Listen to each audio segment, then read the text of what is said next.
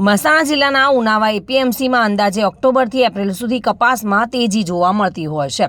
Average સરેરાશ રોજની 10થી 15 ગાડી કપાસની આવક થતી હોય છે.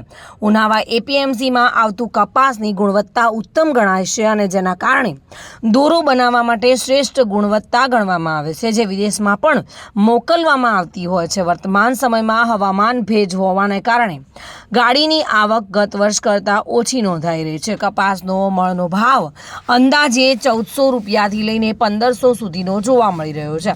વર્તમાન સમયમાં કપાસની ઓછી આવક થતાં ખેડૂતોમાં ખુશીનો માહોલ છે અને ઉનાવા એપીએમસીમાં ખેડૂતો પોતાનો માલ કપાસની ગાડી લઈને આવે તો સૌ પ્રથમ તેનું વજન કરી લેવામાં આવે છે, જેથી કરીને ખેડૂતોને પોતાના માલની આવકમાં સારો ભાવ મળતો જોવા મળી રહ્યો છે અને જગતનો તાત ક્યાંક ખુશાલ પણ જોવા મળી રહ્યો છે.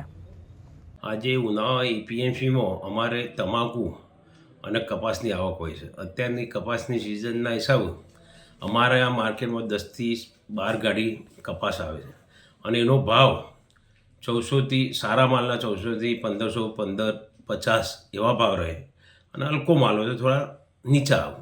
અને સીસીઆઈની જે ખરીદી છે એ પણ એમની જે 1494 રૂપિયાની જે આસપાસની ખરીદી છે એના ભાવ અમારા માર્કેટમાં પણ ભાવ મળી રહ્યો છે અને અમારા માર્કેટમાં જીનરો છે અને અમારા માર્કેટમાં જે કપાસ આવે છે એમાં થેન્સ એટલે કે દોરો બનાવવાની પેલી જે હોય છે વ્હાઇટનેસ એ સારી હોય એના હિસાબ ખરીદી અમારા માર્કેટમાં વેપારીઓ ચઈને ખરીદી કરે છે. અમારા આજુબાજુના ગામડાના વત્તા બહુચરાજી સાઈડ અને બધી સાઈડથી અહીંયા અમારા ત્યાં કપાસ આવે. સિદ્ધપુર બાજુનો કપાસ આવે. આજે 12થી 13 ગાડીનો માલ છે અમારા માર્કેટમાં. અમારા ઉનાવામાં સિઝન સારી હોય અને વરસાદ પાણી સારો હોય તો 20-20 ગાડી પણ આવેલો અને 20-20 ગાડીનો અમને તો અંદાજ છે કે એ પણ ચાલુ થઈ જાય.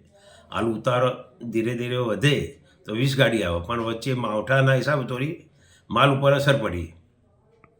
સિઝનમાં અમારે ગઈ સાલની સિઝનમાં 15થી 20 ગાડીની આવક હતી. ઉઘાર કાઢે અને સારો બહુ પાછો ઉતરે તો વધે, પણ હવે કોઈ શક્યતા રહેતી નહીં કે સિઝન પૂરી થાય. આ સિઝન અપેક્ષા કરતાં સારું છે કે ના? અપેક્ષા કરતાં થોડું જ ઓછું છે, પણ આમાં તો એ સારી સિઝન કહેવાય. ભાવ સારા છે. ભાવિન ભાવસાર સાથે bureau report, today Gujarati news.